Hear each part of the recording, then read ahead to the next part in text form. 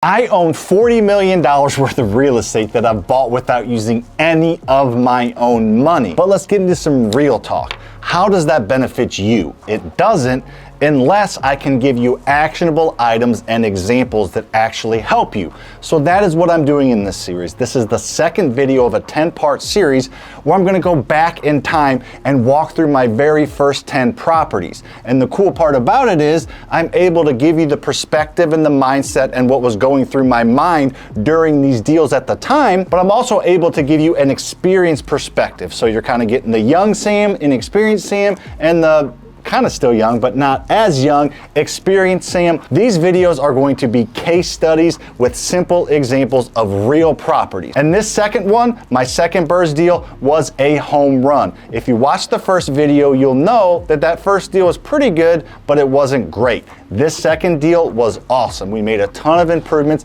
and this is kind of like a picture-perfect BRRRR deal, which I'll explain in this video. I put a lot of time and effort into these videos, and I want to make them as actionable and as impactful as possible. So if you appreciate that, please give this video a like. I would appreciate that. What I'm gonna cover in this video is I'm going to cover how I bought my very first deal, where I got it from. I'm gonna talk the numbers and how it actually broke down. And then I'm gonna talk lessons learned at the time and lessons that I've learned over time looking back on the deal. As I said earlier, this was a textbook perfect BRRRR deal. And as a quick reference, this is how the BRRRR Method works. It stands for buy, rehab, rent, refinance, and scale. You buy a distressed discounted property with somebody else's money, you rehab it with that same other person's money. Now that you have a fixed up property that you still owe somebody money on, you get it rented, and then you take it to a small local bank and they will give you a loan for up to 80% of the value, and you take that loan and you pay off your initial private lender plus interest,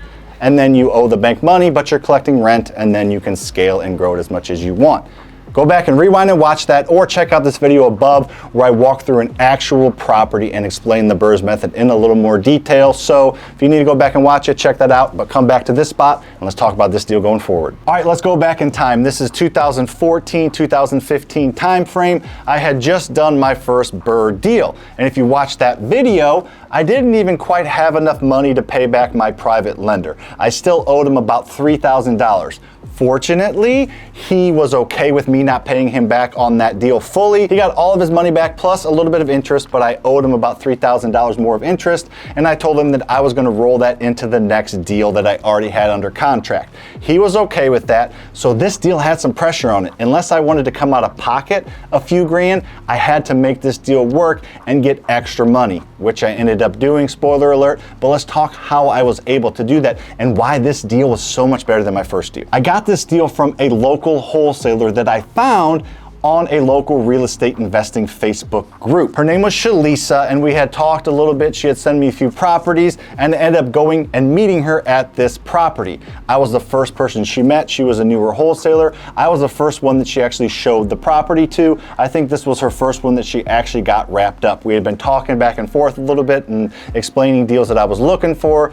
Looking back, it was pretty obvious that neither of us really knew what we were doing, but we were kind of pretending that we knew what we were doing, which was fine. We both kind of knew it. One of those, tongue-in-cheek things. Let's just try to get through this first deal.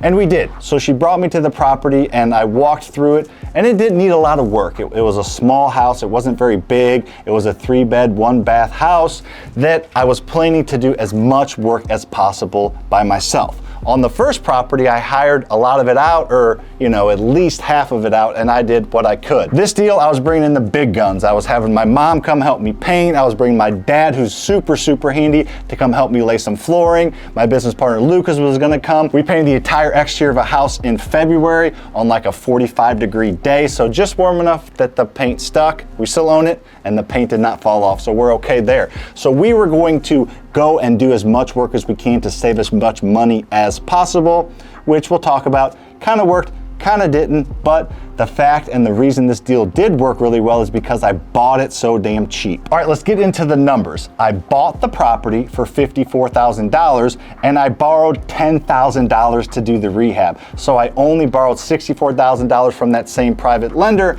$10,000 needed to go a long way because the property needed some kitchen work, it needed the floors redone, it needed some interior and exterior painting, it needed the basement floor to be redone. We put some vinyl sheets down on the floor, which gets super itchy. I don't know if you've ever done that or not. The vinyl sheeting that you just lay out and you put glue underneath, and you take a board, which we ended up using a board with, like, you know, towels on it, on our hands and knees to push it to flatten it out. Most people, professionals, they either own or rent a big metal roller that rolls it out. We didn't do that because I don't know why, but we didn't. So we were on our hands and knees getting these little fibers all underneath our skin on our forearms, down in the basement, pushing it.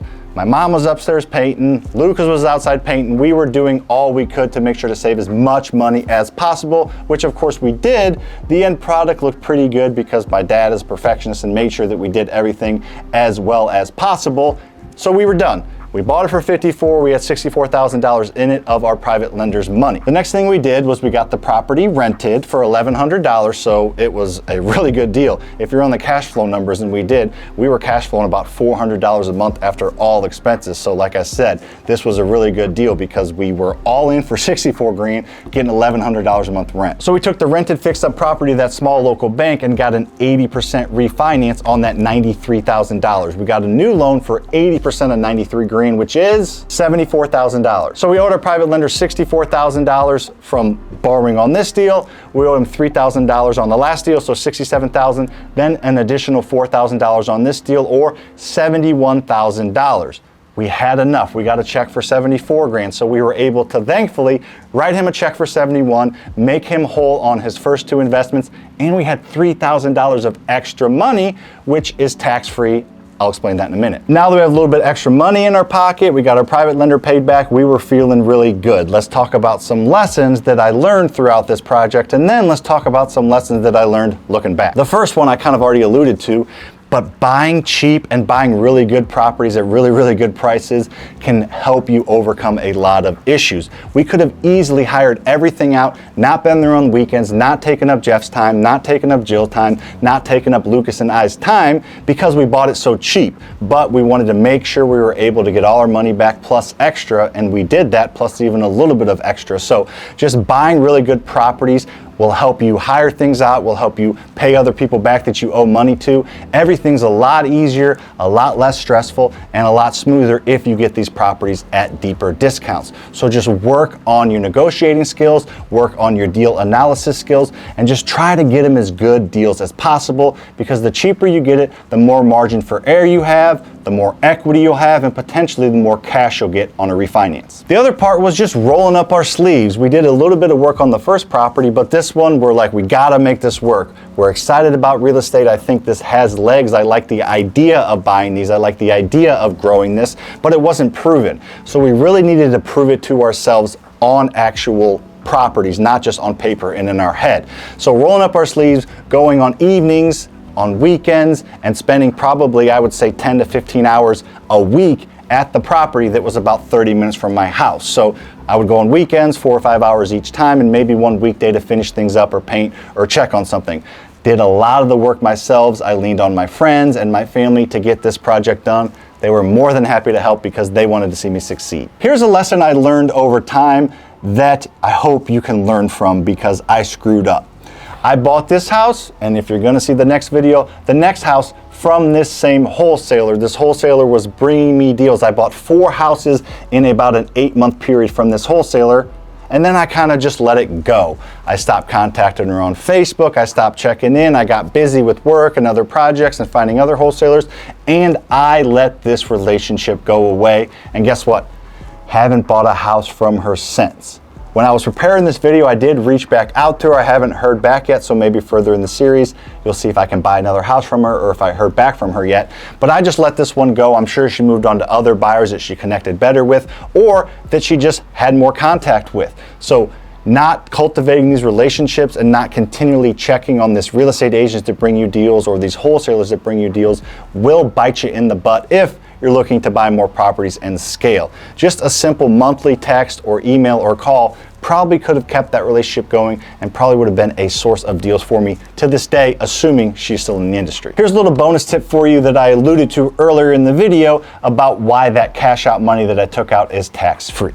Well, it's tax-free because the IRS tells me that it's tax-free. It's debt. If you were paying attention earlier, I only had to take a $71,000 loan out to pay everybody back, plus the extra little money that I owe from the first deal. But I ended up taking $74,000 out, an extra $3,000, because that still kept me under that 80% limit, and the property was cash flowing a lot. So I'd rather have that $3,000 in my bank now and still positively cash flow $400 than just leave $3,000 in the deal. Now, it's debt, meaning I pulled it out, but I have to pay it every single month as part of my mortgage. My mortgage on that $71,000 would have been this. That $74,000 is a little bit higher. So I'm paying a little bit more money every single month over a 25-year period.